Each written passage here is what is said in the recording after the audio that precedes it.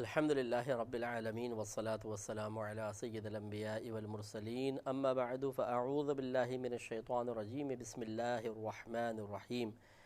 الحمدللہ ابراہیم علیہ السلام کا واقعہ چل رہا ہے جس میں آپ نے ایک حق بات کہی، اللہ تعالیٰ کے حکم سے کہی، لیکن آپ کو آزمائش میں مبتلا کر دیا گیا، اور اس سے ہم درس حاصل کر رہے ہیں۔ اور قرآن دیکھیں، قرآن کے نزول کا مقصد ہی حکمت کے موتی چننا ہے۔ حقیقتاً یہ ہے کہ اللہ تعالیٰ نے اس لیے اس کتاب کو نازل فرمایا کہ اس کو پڑھو اور اس سے حکمت کے موتی چنو، اور چننے کے بعد اس کو الماری میں سجا کے نہ رکھ دو، بلکہ ان کی روشنی میں اپنے آپ کو مزین کرو، اپنا محاسبہ کرو، اپنے اندر سے گندی عادات کو نکالو، اچھی عادات کو اختیار کرو، اپنے آپ کو کاملیت تک پہنچاؤ۔ چنانچہ اس ابراہیم علیہ السلام کے واقعے میں بھی بڑا درس ہے، بڑا پیغام ہے، بہت کچھ ہے جس کو ہمیں سمجھنے کی ضرورت ہے۔ حضرت ابراہیم علیہ السلام نے حق بات فرمائی اور آپ کو آزمائش میں مبتلا کر دیا گیا، آگ میں پھینکنے کی تیاریاں ہو رہی ہیں۔ اس میں درس کا پہلو، بہت بڑا درس کا پہلو ہے کہ ضروری نہیں ہے کہ اگر کوئی شخص اللہ تعالیٰ کی بارگاہ میں بہت بڑا منصب رکھتا ہو، متقی ہو، پرہیزگار ہو، اور حق بات بولے تو نتیجہ رزلٹ اس کی توقع کے مطابق ہی نکلے، کہ لوگ غور سے سنیں، پھر اقرار کریں، اپنی غلطی تسلیم کریں، برائی کو چھوڑ دیں اور انہیں مقام عزت پر بٹھا دیں۔ ہونا تو یہی چاہیے، لیکن ضروری نہیں ہے۔ ابراہیم علیہ السلام کے لیے انہوں نے سنا تو صحیح، لیکن ٹالا، آپ کو معاذ اللہ برا بھلا کہا، آپ کو قید میں رکھا گیا، پھر آپ کو باندھ رہے ہیں آگ میں پھینکنے کے لیے۔ حالانکہ ابراہیم علیہ السلام سے بڑھ کر تو ہم میں سے کوئی بھی نہیں ہے۔ تو اس سے ہی ہمارے وہ تمام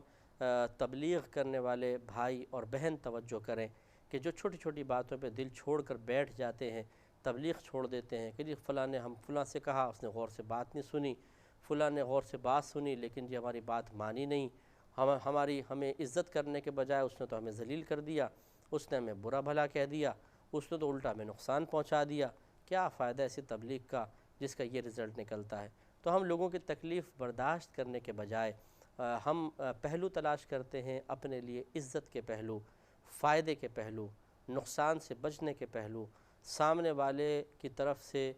فوری طور پہ ہماری بات کو قبول کر کے اپنی عملی حالت کو تبدیل کرنے کی توقعات۔ یہ چیزیں اگر ہمیں حاصل نہیں ہوتی تو ہم ڈسہارٹ ہو جاتے ہیں، اور بعض اوقات تبلیغ کا سلسلہ روک دیا جاتا ہے۔ ایسے لوگوں کے لیے اس پر ذرا توجہ کی ضرورت ہے۔ تو پچھلے پروگرام میں عرض کر رہا تھا کہ ذرا اس منظر کو اپنے ذہن میں لائیں کہ جب ابراہیم علیہ السلام کو کئی مہینے کی قید میں رکھنے کے بعد اب منجنیق پر باندھ رہے ہیں تاکہ آگ کے اندر پھینکا جائے، اور مجمع کثیر ہے وہاں پر، اور سب کے سب آپ کوئی ہنس رہا ہوگا، کوئی مذاق اڑا رہا ہوگا، ہاں بھائی اور بولو حق بات، اب پتہ چلے گا تمہیں کیا ہوگا۔ تو آپ سوچئے کہ اگر ہمارے ساتھ ایسا معاملہ ہو کہ ہم کوئی حق بات بولیں اور الٹا لوگ ہم پہ ٹوٹ پڑیں، کوئی تھپڑ مارے، کوئی مذاق اڑائے، بلکہ اور ہمیں بے عزت کرنے کے لیے منصوبے بننے لگ جائیں اور عملی طور پہ اس کی کوئی صورتحال اختیار کی جائے تو ہماری کیفیت کیا ہوگی؟ تو اس لیے اس پہ ذرا توجہ کی ضرورت ہے کہ ابراہیم علیہ السلام آپ اتر کر دیکھیں، ذرا اس فضا کے اندر، اس ماحول میں پہنچ کر دیکھیں، آنکھیں بند کر کے سوچیں کہ ہزاروں کا مجمع ہے، چاروں طرف آگ جل رہی ہے، ابراہیم علیہ السلام کو منجنیق پر باندھ دیا گیا ہے، لوگ شور مچا رہے ہیں، کوئی ہنس رہا ہے، مذاق اڑا رہا ہے، ٹھٹے اڑا رہے ہیں۔ ابراہیم علیہ السلام داڑھی والے ہیں، آپ کے ایک لباس ہے جو اللہ تعالیٰ کی رضا والا ہے، اور آپ کو آگ میں پھینکا جا رہا ہے، باطل ہنس رہا ہے، حق آگ میں پھینکا جا رہا ہے۔ تو آپ سوچئے کہ اللہ تبارک و تعالیٰ کس طرح اپنے بندوں کو آزماتا ہے، اور کس طرح پہلے حق کو بظاہر مغلوبیت کی طرف لا کر باطل کوئی قوت سے فراہم کرتا ہوا نظر آتا ہے۔ بظاہر ہمیں ایسے نظر آتا ہے کہ اللہ تعالیٰ باطل کو قوت دے رہا ہے، حق کو پسپا فرما رہا ہے، لیکن پھر اللہ تبارک و تعالیٰ کی اس کے پیچھے حکمت، پوشیدہ حکمت ظاہر ہو جاتی، اور پھر اس کا نتیجہ نکلتا ہے اس حکمت کے اظہار کے ساتھ ہی کہ بظاہر مغلوب حق غالب آ جاتا ہے، اور بظاہر غالب باطل مغلوب ہو جاتا ہے، اور معاملہ ایک دم پلٹ جاتا ہے۔ چنانچہ اب ایسا ہی ہوا کہ ابراہیم علیہ السلام کو منجنیق پہ رکھ دیا گیا، آگ میں پھینکنے کی تیاریاں مکمل ہو گئیں۔ اس وقت آپ لوگوں کے جوش کا عالم ذرا محسوس فرمائیں، کیا شور ہوگا، کیا جوش ہوگا، اور پھر وہی دو ذرا صورتحال ذہن میں لے کر آئیں۔ یا تو ابراہیم علیہ السلام کو بتا دیا گیا ہے کہ آپ کو آگ سے بچا لیا جائے گا یا نہیں بتایا گیا؟ اگر بتا دیا گیا کہ آپ کو آگ سے بچا لیا جائے گا، تب بھی آپ ذرا کیفیت پہ غور کریں کہ بالکل آگ میں پھینکا جانے والا ہے، ظاہری سبب بچاؤ کا کوئی بھی نظر نہیں آ رہا ہے،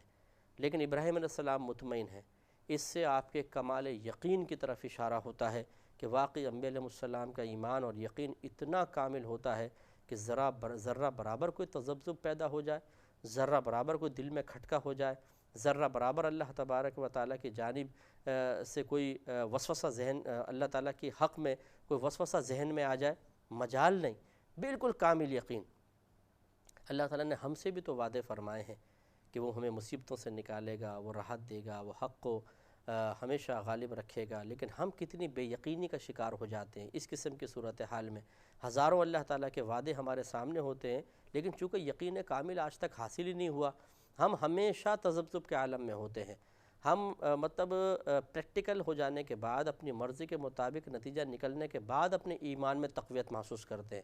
لیکن انبیاء علیہ السلام چاہے رزلٹ ابھی اپنی مرضی کے موافق یا اللہ کے وعدے کے مطابق نہیں بھی آیا، ان کے یقین کی قوت کا عالم وہی ہوتا ہے۔ یہ توجہ طلب بات ہے۔ دوسری بات یہ،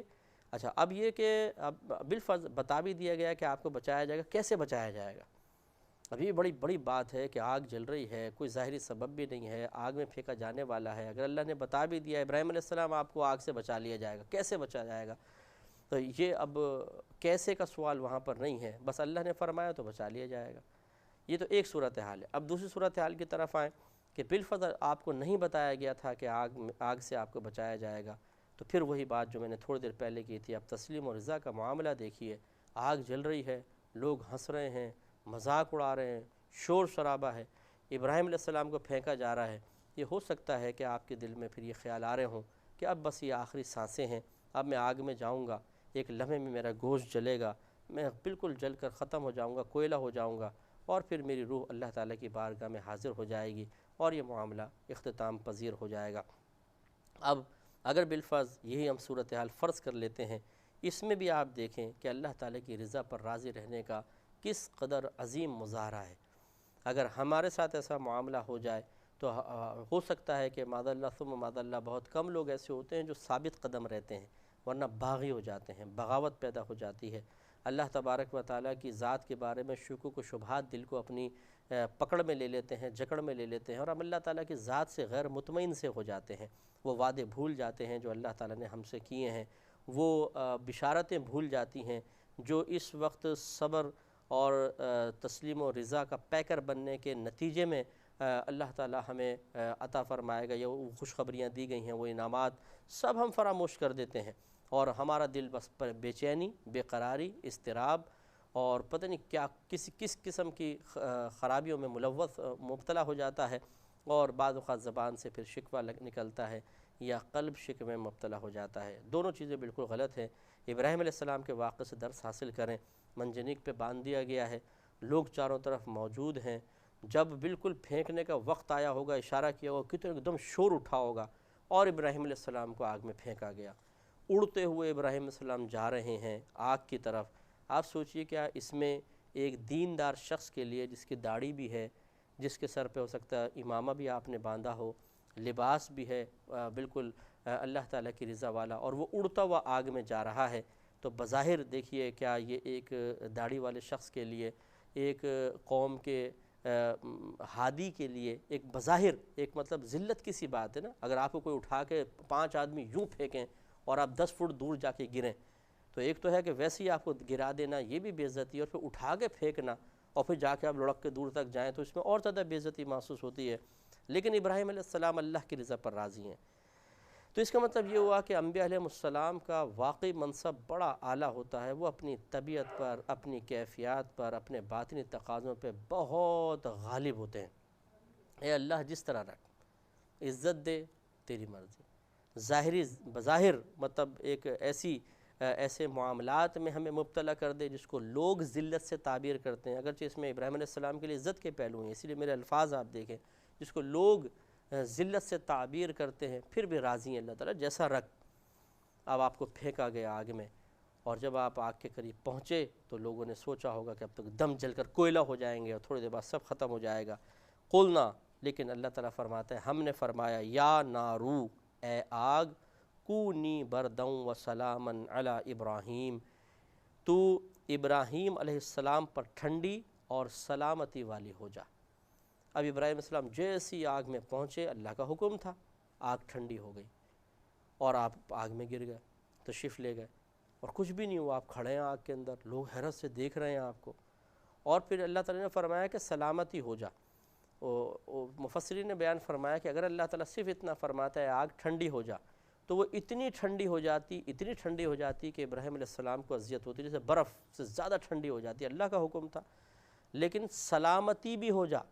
یعنی ایسی ٹھنڈک اپنے اندر پیدا کر جو عافیت والی ہو، ابراہیم علیہ السلام کے لیے باعث اذیت نہ ہو۔ ابراہیم علیہ السلام آگ میں گئے اور کھڑے۔ اب آپ خود سوچئے جب کوئی کسی پر یقین اور بھروسہ کرے اور بیچ میں وہ یقین و بھروسہ تذبذب کا شکار ہو جائے، شکوک و شبہات کا، لیکن رزلٹ بالکل وہی نکلے جو ہم نے یقین کیا تھا، کتنی خوشی ہوتی ہے۔ ابراہیم علیہ السلام کا معاملہ یہ ہے کہ یقین کامل ہے، بیچ میں تذبذب نہیں ہے، مکمل یقین آخر تک کامل رہا، اور پھر جب آگ میں پہنچے، آگ ٹھنڈی ہو گئی، تو پھر یقیناً اس وقت آپ کی کیفیت کیا ہوگی، آپ سوچئے کیا خوشی کے جذبات ہوں گے،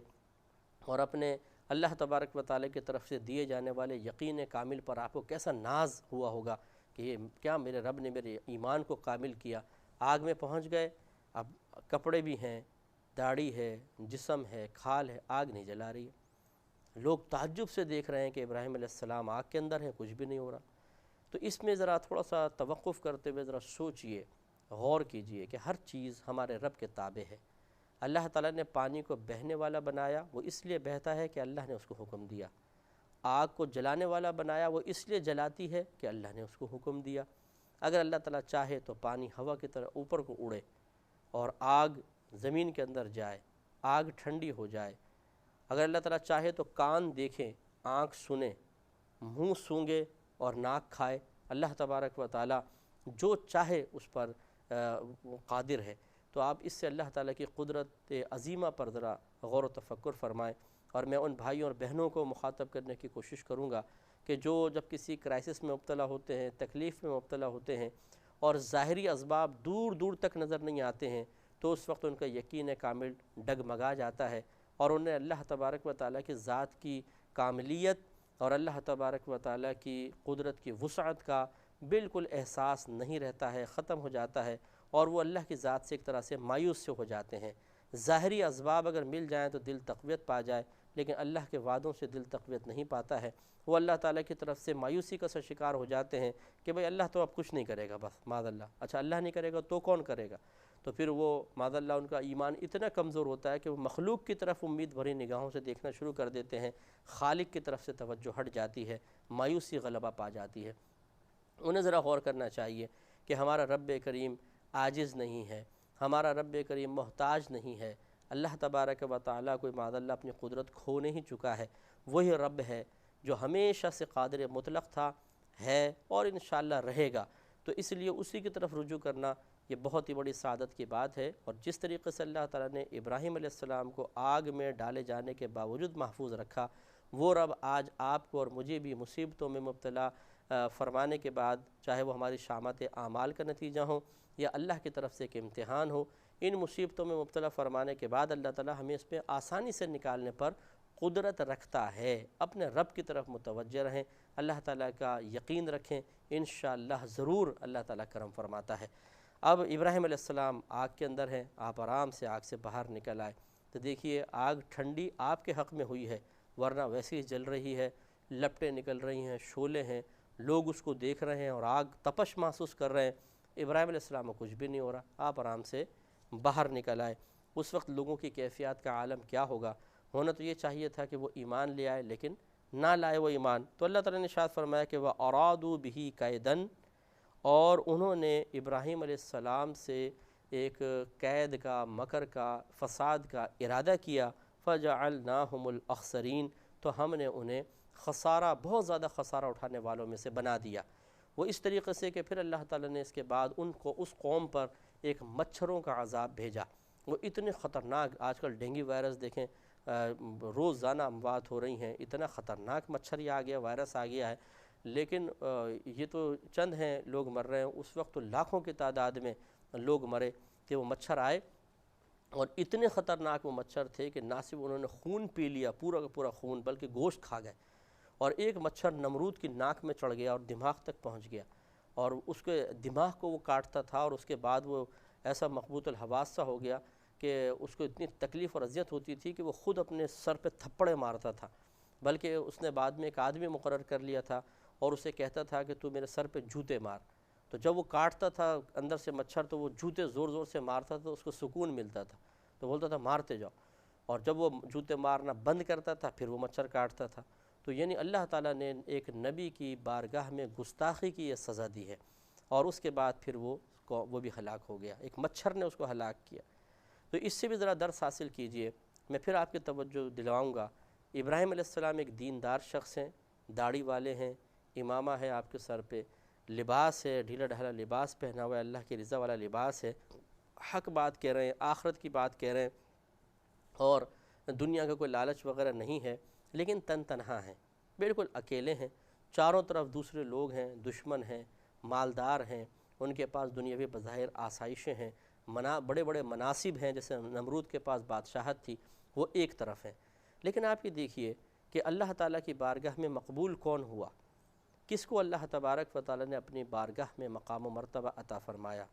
اللہ کا پیارا کون تھا؟ اس بات کو سمجھنے کی ضرورت ہے۔ آج کل کے دور میں بھی ہم پہلی بات تو یہ کہ تعداد سے کسی کی بزرگی کا اندازہ کرنے کی کوشش کرتے ہیں۔ ہم یہ دیکھتے ہیں کس کے پیچھے کتنے لوگ ہیں۔ اگر کسی کے پیچھے بہت زیادہ لوگ ہیں تو ہم کہتے ہیں یہ ہے بزرگ بس، اور اگر کسی کے پیچھے کچھ لوگ نظر نہیں آتے ہیں تو ہم کہتے ہیں اس کے پاس تو بزرگی نہیں ہے۔ تو یاد رکھیں کہ کسی کے بزرگی کا تعلق پبلک کے جمع ہو جانے یا نہ ہو جانے سے نہیں ہے۔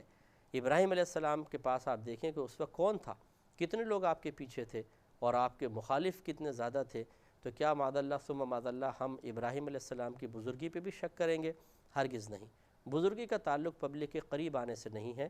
بزرگی کا تعلق کثیر جہلاء کے ہاتھ پاؤں چومنے سے نہیں ہے، بزرگی کا تعلق کثیر جہلاء کے آ کے چاروں طرف جھمگھٹا لگا دینے سے نہیں ہوتا ہے، بلکہ بزرگی کا تعلق تو علم سے ہوتا ہے،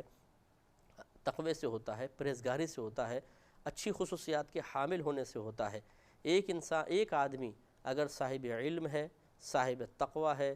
باشرع ہے، عادل ہے، منصف ہے، ثقہ ہے، یعنی گناہ اعلانیہ طور پہ بالکل نہیں کرتا، غیر فاسق غیر فاجر ہے، تو پھر یاد رکھیں یہ 1 کروڑوں پہ بھاری ہے۔ ہزاروں جہلاء ایک طرف رکھ لیں، یہ ان سب پہ بھاری ہوگا جیسے کہ ابراہیم علیہ السلام۔ اس لیے ایک بات تو یہ آپ ذہن سے نکال لیں۔ دوسری بات یہ ہے کہ ہم بعض اوقات دنیاوی منصب، دنیا کی چکاچون سے متاثر ہو کر دیندار کو حقارت کی نگاہ سے دیکھتے ہیں۔ یاد رکھیے کہ آپ حقارت کی نگاہ سے دیکھ رہے ہیں، اس میں آپ کی نگاہ کا حقیر پن ہے۔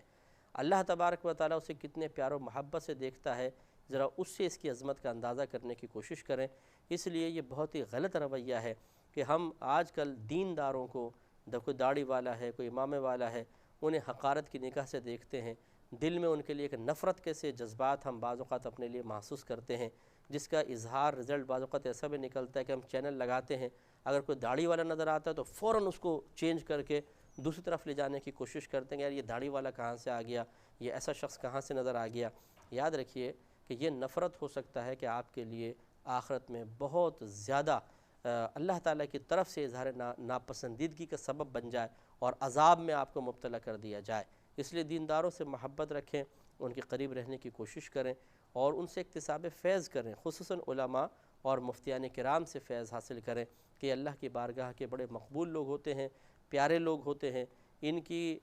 دولت سے ان کا اندازہ نہیں کریں، ان کے لباس سے ان کا اندازہ نہ کریں، ان کے پاس پبلک کے کم ہونے نہ ہونے سے ان کا اندازہ نہ کریں، ان کی طرف منصب والے لوگوں کے متوجہ ہونے یا نہ ہونے سے ان کے اسٹینڈرڈ کا اندازہ نہیں کیا جائے، بلکہ اللہ تعالیٰ کی بارگاہ میں جو ان کی مقبولیت ان کے علم کی وجہ سے ہے، تقوی کی وجہ سے ہے، اچھی خصوصیات کی وجہ سے ہے، دین سے وابستگی کی وجہ سے ہے، اس کو بس پیش نظر رکھیں گے تو آپ کو اندازہ ہوگا کہ ہاں یہ لوگ ایسے ہیں کہ ان سے تعلق بڑھایا جائے، ان سے قریب رہا جائے تو بہت ہی بہتر ہے۔